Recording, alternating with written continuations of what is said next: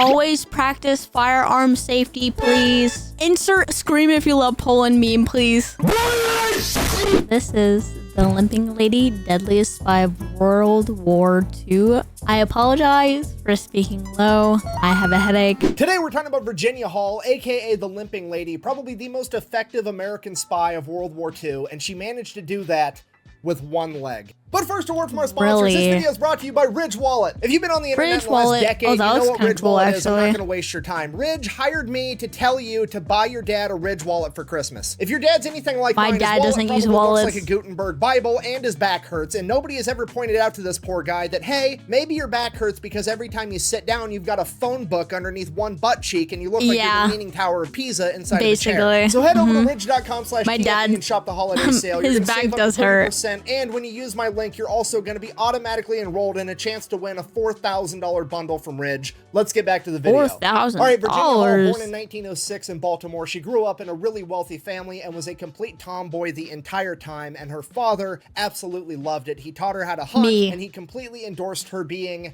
not very ladylike all of the time. In addition to being a tomboy, she was also highly intelligent, graduating from high school with ease and getting accepted into the top female colleges in the country. Her mother, on the other hand, had different plans because immediately after high school, she expected Virginia to get married to a young man from another wealthy family in the area so they could combine their family businesses. So she gets engaged to this guy at 18 years old. Fast forward 1 year, she's 19 years old, and she keeps catching her fiance cheating on her, so she calls off the engagement and runs off to college despite her mother's wishes. She immediately attends the top 2 female colleges in the country, Radcliffe and Barnard, which are the equivalent of Harvard and Columbia. She studies economics and foreign languages, deciding that she wants to become an American diplomat. She wants to live in an embassy and represent the United States of America. However, this is the 1920s, and the odds of a female landing that job are slim to none, but she wants to maximize her chances, so she learns as many foreign languages as possible. She becomes fluent in German, Italian, and French, and finishes college abroad, studying in Germany, France, and Austria. While finishing college in Europe in the late 1920s, I wish I could learn a language that easy. The birth of fascism and the rise of the Nazi Party, and have a better understanding of how dangerous that ideology was than 99% of Americans. She would return home in 1929. A few months after that, the stock market would crash, the Great Depression would start, and her father, a wealthy business owner, would lose almost everything, and the increased stress would lead to him having a heart attack and dying. This made Virginia even more determined to accomplish her goal of— Nowadays, it feels bad to be economically poor in a sense. A lot of people are losing businesses. A lot of people are struggling to even live, which is baffling nowadays. I just gotta say, this is so crazy how just this past year, how bad it's been. Being an American diplomat, so she got a job working for the U.S. Embassy in Poland as a secretary. Poland! She worked there for several years. Insert scream if you love Poland meme, please. Shout out to the Polish viewers, my Polish people. The second year, her application made it through because she delivered it herself, and she was a shoo-in. She could speak 4 languages, she was a college graduate, she was highly intelligent, well-spoken, so she passed the application portion of the hiring process and had to have an in-person interview, and conveniently, they accidentally told her the wrong place and the wrong time to be, so she got disqualified again. Realizing that embassy had it out for her and was not about to let a woman become a diplomat, she transferred to a different embassy in Turkey. So now it's 1933, she's living in Turkey, she's working as a receptionist at the embassy still, and she's just waiting for that next opportunity to apply to become a diplomat. One of her hobbies at this point in time is to go out hunting with the shotgun that her father had bought for her when she was a kid. It's an irregular hobby for a woman, but Virginia's an irregular type of— Do you guys think it's odd for a father to gift their children a gun? I personally think it's weird. So she goes out hunting with her friends one day, and they're hunting for snipes, which if you don't know is this little tiny bird. Apparently they're really hard to hit, and this is where the term sniper comes from. Regardless, that's cool. I didn't know that. To hop over a fence. She forgot to turn the safety on her shotgun and accidentally blew her own foot off. Luckily, her friends were there and they managed to pick her up, get her to the hospital in time to save her life. While she's in the hospital recovering, she would end up getting gangrene, which is a very, very serious type of infection, especially back then in the 1930s, because antibiotics weren't going to be widely used or available for another decade. And I mean, the doctors back then are basically just grunts with scalpels, so they come over to Virginia, they're like, hey, here's the deal, you're going to die, there's one chance that we can save you, Basically, my medical opinion is your leg is pissed off and it's trying to kill you. My strategy is I'm going to kill it first. I'm going to cut it off and throw it away. So that's what they do. She gets amputated from the knee down. Later in her life, I would get the amputation. In the hospital, her father had come if to it her makes in it a live dream and told her that she had to get through this because she had important work to do. So that's what she does. She makes a full recovery, gets a wooden prosthetic, learns how to walk again, and goes right back to trying to be an American diplomat. However, have you guys seen your parents in a dream, like your dead parents in a dream? Both my parents are alive. I've never experienced this, but have you seen like dead relatives tell you to just keep going and that you're like, you'll get through that? Some people say that it's happened to them, but I don't know. I don't believe it. And what's the first thing a dude does when he gets a new car, a new set of wheels, a new gun? He always gives it a name, right? Right. Virginia named her wooden leg Cuthbert. So she goes back to work and continues trying to become a diplomat. Replica from a Call to Spy movie about Virginia Hall. So she goes back to work and continues trying to become a diplomat. However, now they have a legitimate reason to not let her become one. They don't need to lose her application. They don't need to give her the wrong dates and the wrong times anymore, because apparently there was a pre-established rule that amputees were not allowed to become diplomats. Why? I have no idea. But it turns out that Virginia has now both literally and figuratively shot herself in the foot.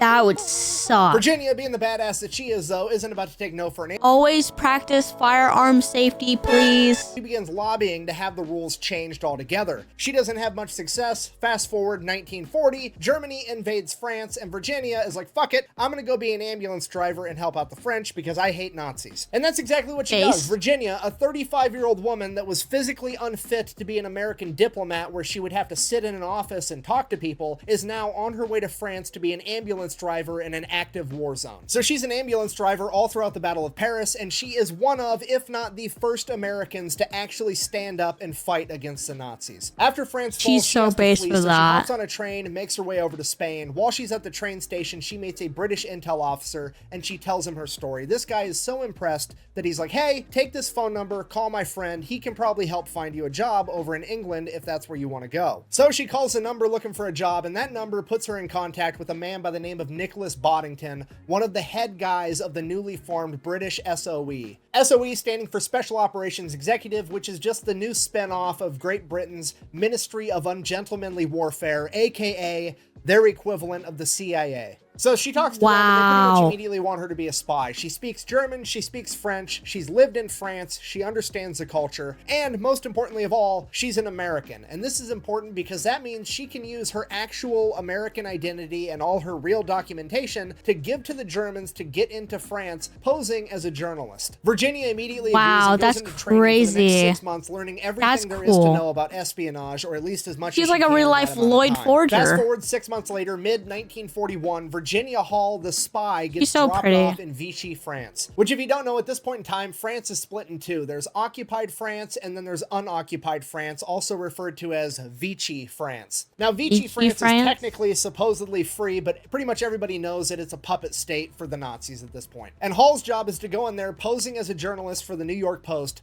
build a spy network, and do anything she can to fuck with the Nazis. Okay, and just so we're on the same page, this isn't like the movies where she has like instructions to go meet with some guy that's her connection and she like integrates with this already existing spy network. No, she was the first spy to go in. She had to go in and build the network from scratch. They literally took Hall, a 35-year-old woman with a wooden leg, gave her some money and some cyanide pills in case she got caught, sent her into enemy-held territory and was like, cyanide pills is crazy. So Hall shows up in Lyon, France, and she doesn't even have anywhere to stay. All the hotel rooms are full, all the houses are rented. So many people have been displaced from the war, there's nowhere for her to stay. So when she first gets to France, she ends up living with a bunch of nuns at first, and she like had a curfew, the whole 9 yards. Then after a couple weeks, she finally gets a hotel room, and that's where she sets up her headquarters and makes her first contact. She goes straight to the U.S. Embassy and tries to get their help. And the head of the U.S. Embassy is like, absolutely not. America's neutral. We want nothing to do with it. But the second in command of the American Embassy pulls her aside and he's like, yes,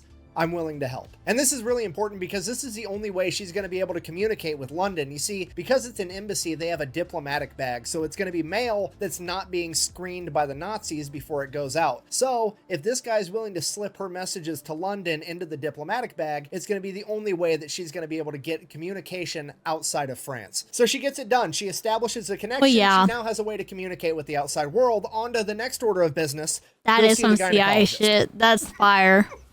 Not for her, for the Nazis. You see, she has a two-pronged attack method that she's going to use to wreak havoc on the German ranks. Step A, recruit a gynecologist. Step B, recruit a brothel owner. All right, so here's the plan. She gets this gynecologist to start working with her by the name of Jean Rosette. Oh, no. And then she gets this brothel owner by the name of Germaine Guerin to start working with her. And the plan she works out is the brothel owner is going to send all of his employees to this particular gynecologist, and he's going to sort out the ones that do not have STDs and the ones that do have STDs, and he's not going to treat them, but he's going to give them a clean bill of health, and then the brothel owner is only going to let those ones sleep with the Nazis. So already Hall is establishing herself as a diabolical mastermind. I mean, she's conducting biological warfare, weapons of mass destruction, if you will. All the other spies are out here worried about intercepting mail and sending secret messages, and she's over here destroying the German ranks from the inside out and making them enjoy it while she does it. And the scary part is she's just getting warmed up. You see, now she starts sending messages back to London through that diplomatic bag, asking for supply drops in the countryside, and she gets them. They're dropping off guns, explosives, and she's turning around giving that to these guerrilla fighters that are just doing anything they can to fight the Germans, and she's also getting money to bribe officials and heroin. Yeah, the second prong of her prostitute attack on the German ranks is that after employees have already given the Germans an STD, they are then also going to attempt to get them addicted to heroin. I mean, the Germans get all this credit for developing their brilliant blitzkrieg tactic during World War II, which translates to average American. I'm going to go ahead with whatever authority I have. American logic. The brothel krieg tactic in honor of Virginia Hall, because this is brilliant. So this keeps going for months and months, and she develops more and more. Is American a word? If so, I'm sorry, I meant American. The code name. I don't know what it means if it is. More and more spies are coming in, and she's helping them get set up. And these new spies know how to send wireless transmissions. So now there's other ways of getting messages outside of France. But the problem is these wireless transmissions can get tracked by the Nazis, and a lot of these new spies are getting caught that way. You would need like code words, but like if people knew how to do Morse code and such, they would have a Morse code translator. But if you do code words, then you don't get caught. And all the other spies, there's like 12 other ones in the area right now, and they decide they're going to have a big meeting. Basically, they're coming up with an excuse to get together and have a party and actually talk about all the cool stuff they've been doing, which is a huge mistake for a spy. So Virginia avoids it. Sure enough, all 12 spies get busted and captured. And this was known as the Marseille Mousetrap, where the German Gestapo captured 12 spies all at once. They captured all the wireless operators, and again, Virginia is basically the only spy on the ground, and she is the only spy still capable of getting a message out to London. So she sends a message practically out to London, Lloyd Forger. That's crazy. Captured. Nobody else is going to be able to communicate except for her. In addition to that, the German Gestapo also now know what she looks like and have drawings of her, and they know that she walks with a limp, and they're starting to call her the Limping Lady. So she is effectively #1 on the Gestapo's most wanted list, and leading the Gestapo in Lyon at this point in time is Klaus Barbie, one of the most brutal Nazis of World War II. And he is quoted as saying, "I would do anything to find that limping Canadian bitch," end quote. He believed that she had to be Canadian. She's not Canadian. The American could speak French so fluently. Buongiorno. London then responds by saying, "Hey, that's terrible, A, but also go ahead and flee, get out of the country. They're gonna find you. They know what you look like. They know that you walk with a limp, and every time you take a step with your hollow wooden leg, there is a distinct wood noise. They're gonna catch you." Obviously, I'm paraphrasing, but to this, Virginia basically said, "Hold my leg and watch this shit." Rather than flee, she decides that she's going to orchestrate a jailbreak of the other 12 spies that have been captured. But she's playing it on hardcore mode because the Germans know that they're looking for the Limping Lady, and every time she takes a step with her hollow wooden leg, it makes a wood noise. And then her plot armor activates and divine intervention kicks in, because supplies into France are so low and so scarce that they're no longer getting rubber and leather leather to make shoes out of anymore, and people have to start carving their shoes out of wood, and all of a sudden, everybody's walking around making wood noises, completely disguising her movements. So rather than fleeing the country, she tracks down the prison that the 12 spies are being held at, then finds somebody that works at the prison, convinces them to get her a roster of the prisoners, uses that to track down a different, completely unrelated prisoner's wife on the outside, befriend her, and convince her to help her. Virginia, not wanting to be seen herself because they know what she looks like, decides that she's going to have this other prisoner's wife start smuggling in supplies to the 12 spies and,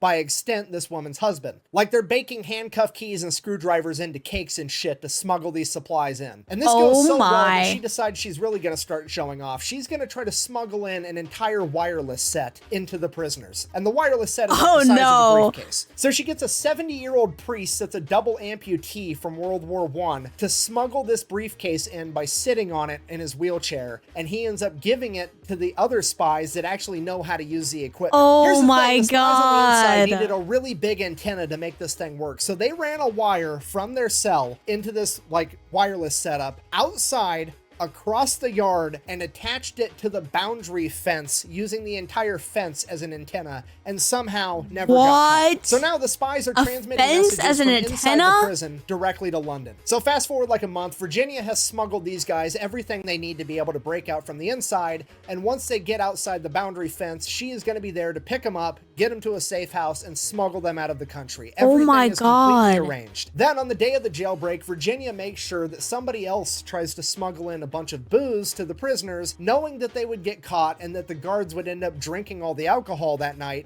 making it easier for the spies to slip away. Which is exactly what happens that night. All the guards are drinking, partying, having a good time. And while that's going on, the spies are utilizing the handcuff keys and all the tools Virginia smuggled in to escape. They run across the yard under the cover of night, scale the perimeter fence, and waiting there is Virginia, who immediately takes them to a safe house. They hide for 2 weeks straight while the entire Gestapo is searching everywhere for them. And then she smuggles them out of the country. Okay, fast forward a month. It's November 1942. She That's crazy, actually. All the Germans are looking for her. And now the Gestapo has brought in an additional 500 men, all with the sole purpose of finding the Limping lady. It is I'm gonna tell you this now. I wish these videos were around back when I was in high school. I think I would have been more immersed into history if these videos were around back when I was in high school. Virginia decides it's probably time to leave. But with 500 new Gestapo all looking for a woman with a limp, she can't take any of the normal ways out of the country, so the only method she has to escape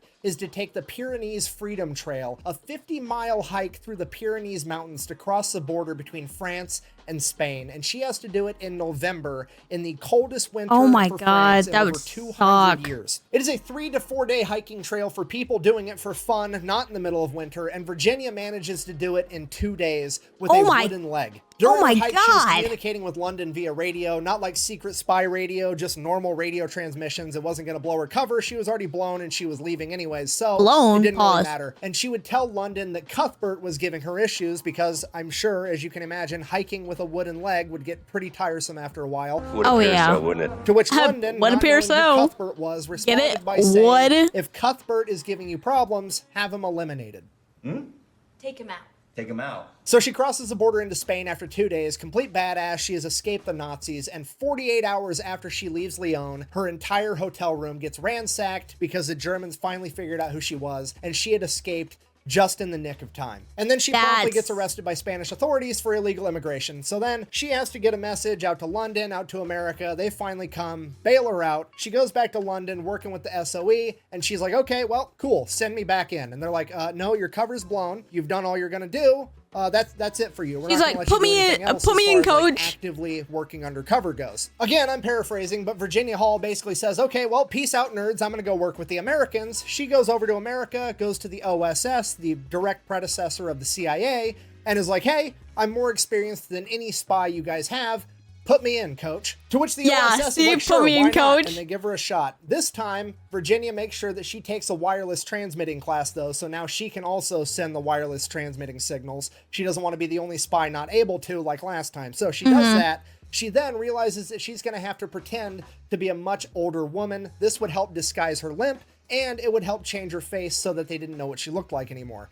So she goes to a professional Hollywood makeup artist, learns how to do makeup to look like a really old woman, and then she goes to a dentist in London that grinds all her teeth down so she looks like she has terrible teeth like a French peasant would. The OSS then sneaks her back into France on a PT boat and drops her off completely by herself again. And from there, she just starts doing it all over again. She develops a huge spy network again. This time, she's posing as an elderly milkmaid by day and a spy master by night. At this point in time, the French resistance had all kinds of guerrilla fighters, but they were basically just running around blowing shit up, being as big of a nuisance as they possibly could, and weren't being strategic about it at all. So over the course of the next year and a half, Virginia set out to establish a chain of command and actually get them to work together and coordinate attacks and efforts. By 1944, she had amassed an entire army. She had 3 battalions, 1,500 guerrilla fighters that she was coordinating attacks against the Germans from the inside. All while transmitting signals to the Americans to have them drop off supplies like guns and explosives to continue fighting with. She would then be notified that in June of 1944,